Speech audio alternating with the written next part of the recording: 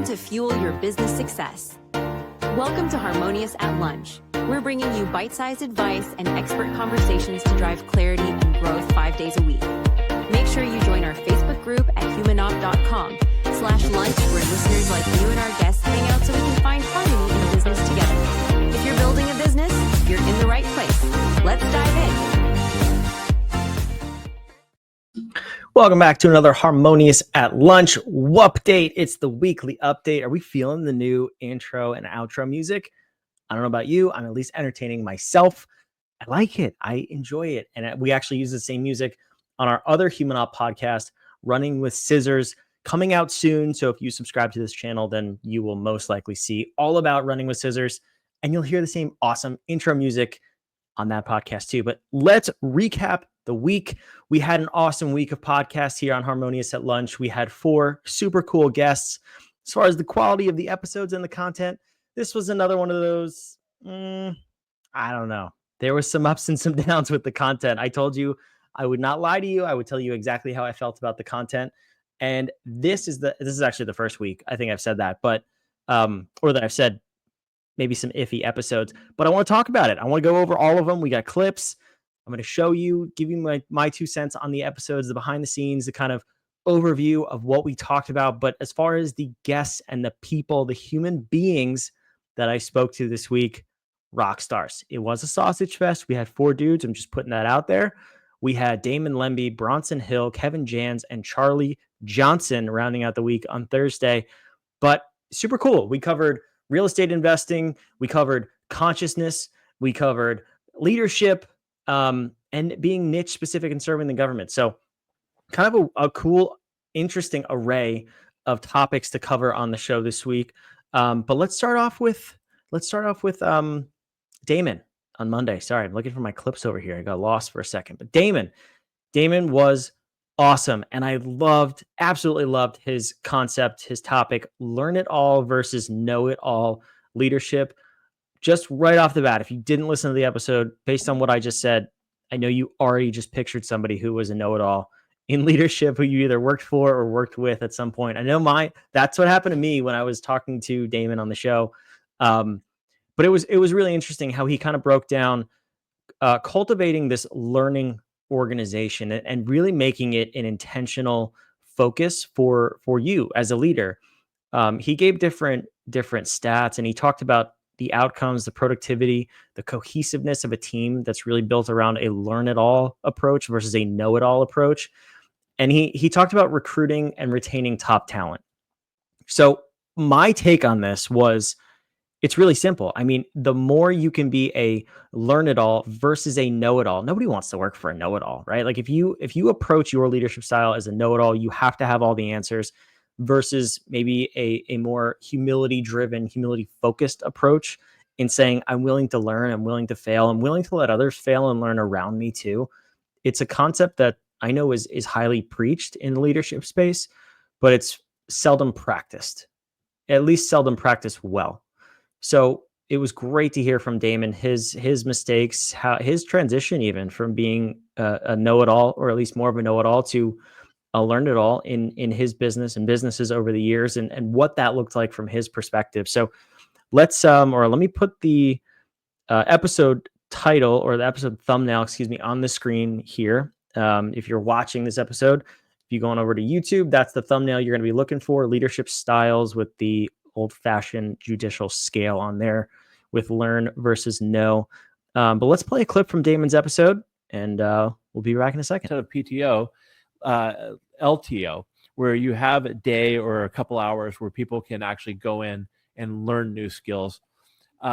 Because at the end of the day, with how the world's moving, especially with AI, sometimes it's not even about the skills you have now.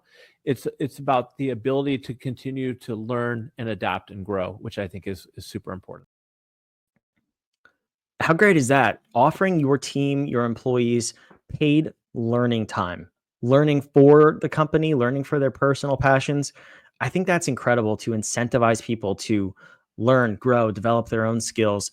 And they're going to be grateful for you. They're going to turn around and apply that to your company and their position there, if done the right way. You look at big companies like Google, and they famously have I don't know if they still do this, to be honest with you, but I know they at least used to, and I believe they still do. They have a 20% rule where 20% of the time, basically one day of the week, employees get to allocate to their own projects. And a lot of times those projects get rolled back into Google as different services, but they're created on personal time. If you can invest in your people and just show them that you believe in them, you trust them, and you want them to grow and succeed, that will come back to benefit you and your organization. And Damon's episode was amazing. So thank you, Damon, for stopping by, being a guest on the show. Tuesday's episode with Bronson Hill.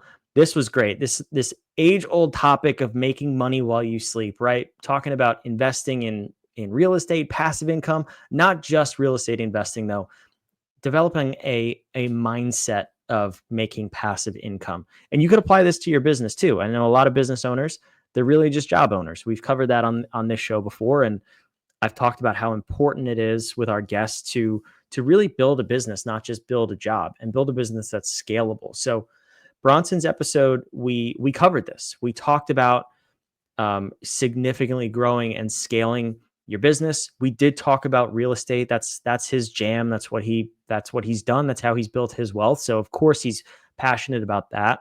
And real estate's not for everybody. So if this is one of those episodes where, or if you're one of those people where you're like, oh, I can't hear somebody else talking about real estate, what I would say is you still listen to the episode, because we did talk more mindset about investing and making money while you sleep rather than just like passive investing with real estate.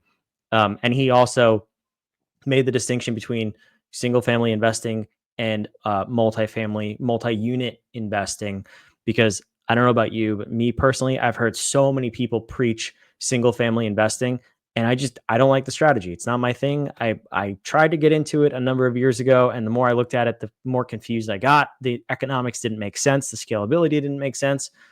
And for some people, I know it does. I'm not judging you. All I'm saying is it's not for me, but it was nice to hear a refreshing take. And he said it wasn't really for him either.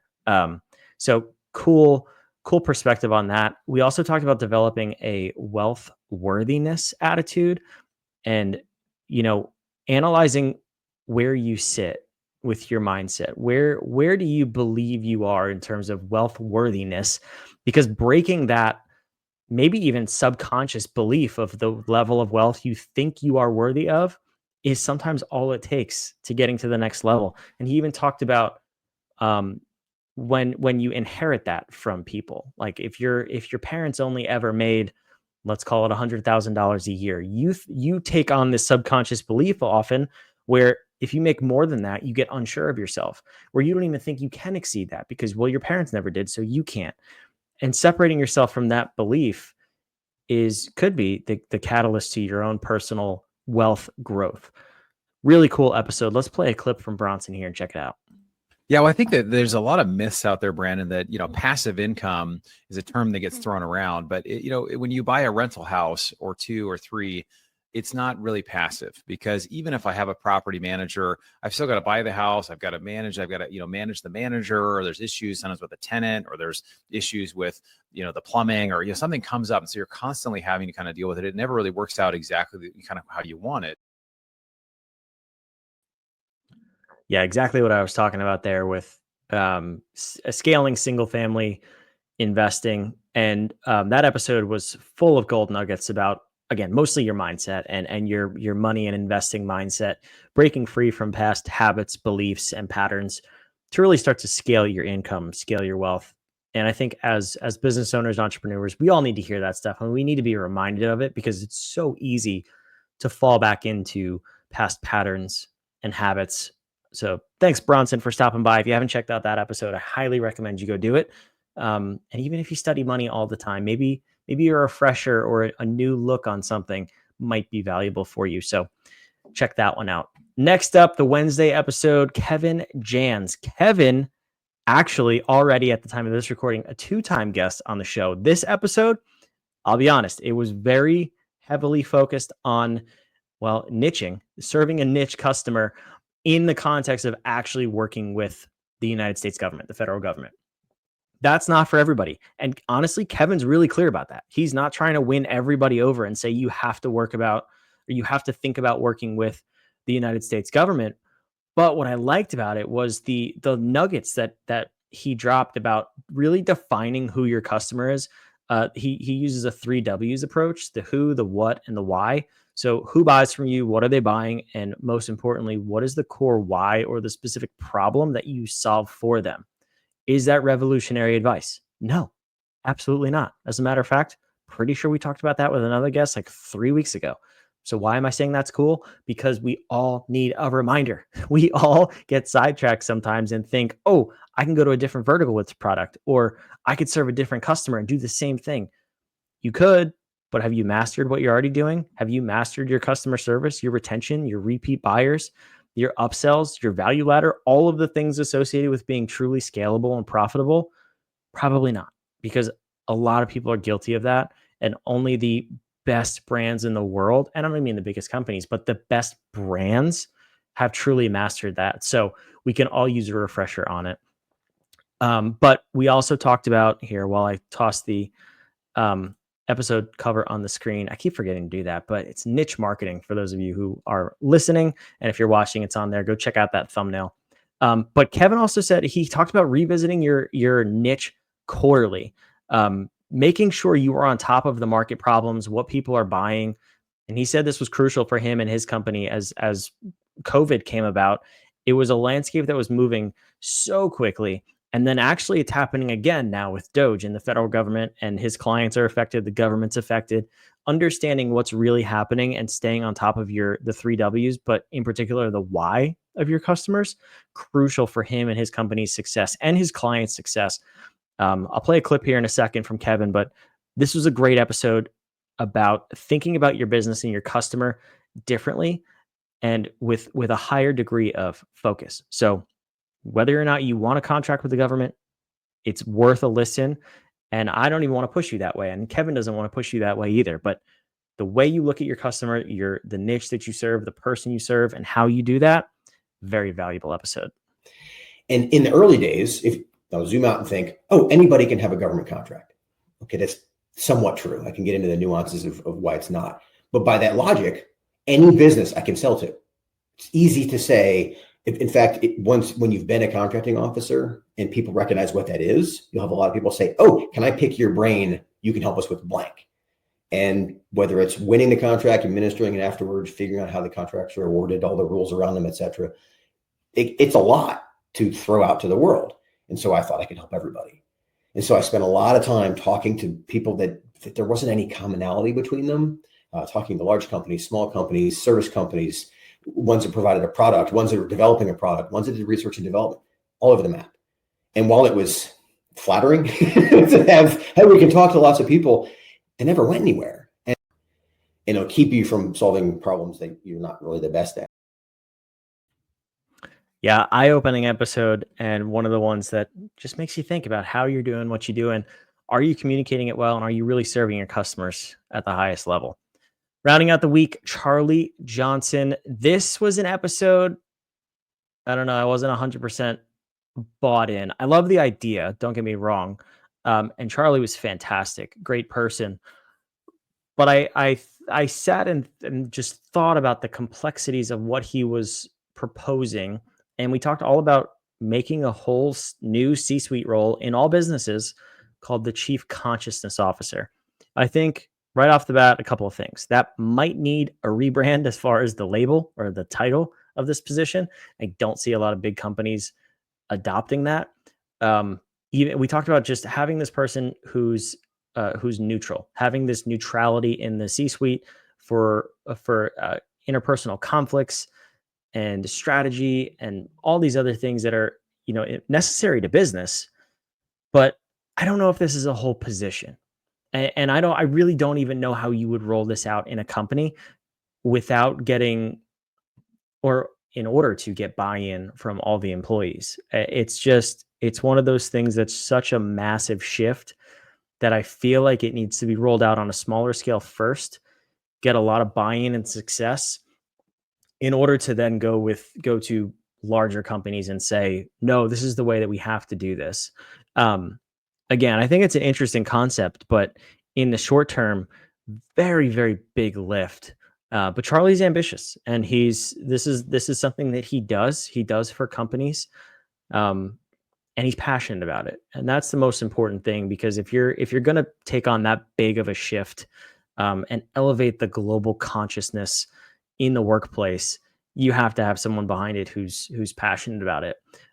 We did talk about how this is not just another wellness program in workplaces, because those have the same adoption crisis, right? Or adoption issue. I don't know if it's a crisis, but it's more than a wellness program. It's really just bringing neutrality into the workplace, so we don't get triggered. We don't operate with biases. We don't get blindsided by things.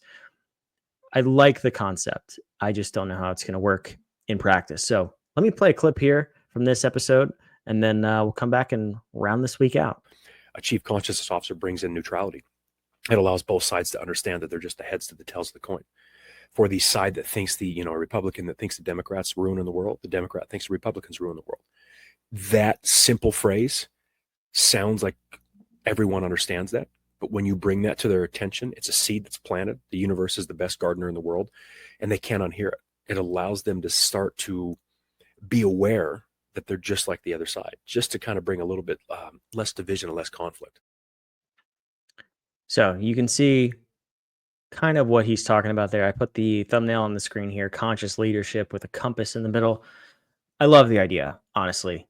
It's a big lift, as I've said multiple times. I wish more people could be less triggered by stupid, meaningless things. Like if you're a Democrat or Republican, and zoom out for a minute. I don't know that we need a whole role to do that, quite frankly. I personally, I know I've echoed this on the show before with guests. I don't vote. I don't care to vote. I don't think we need to be so divided as a country. I really wish we weren't. And I don't know how to fix that. I don't think it's a position within a company. It's a much bigger, more global issue than just having this one position within a company. And I don't know where to go with it. So I'm not going to sit here and solve the problem. That's not my role. But there's a whole lot of amazing people that come on this podcast as guests. There's a whole lot of amazing people that listen to this podcast who probably could find a few ways to solve this problem. But I wish as a whole, we were just able to focus more on the mission, the vision, the core values of the company, get back to basics, and stop fighting about meaningless things. So I hope you enjoyed this week's episodes, the 4 episodes from this week. Again, Charlie Johnson, Kevin Jans, Bronson Hill, and Damon Lemby. I hope you join us for another amazing week of guests lined up. I got 4 great podcasts lined up for next week. So make sure you subscribe, tune in. We'll see you next week on Harmonious at Lunch, and we'll see you back here next Friday for the next update, the weekly update. We'll recap next week's episode. Thanks for listening. See you next time. Another episode of Harmonious at Lunch in the books. I hope this episode made you think and you grabbed some actionable ideas to propel your business. Don't forget to like, comment your takeaways, and subscribe wherever you're listening so we can help more entrepreneurs just like you achieve harmony in your life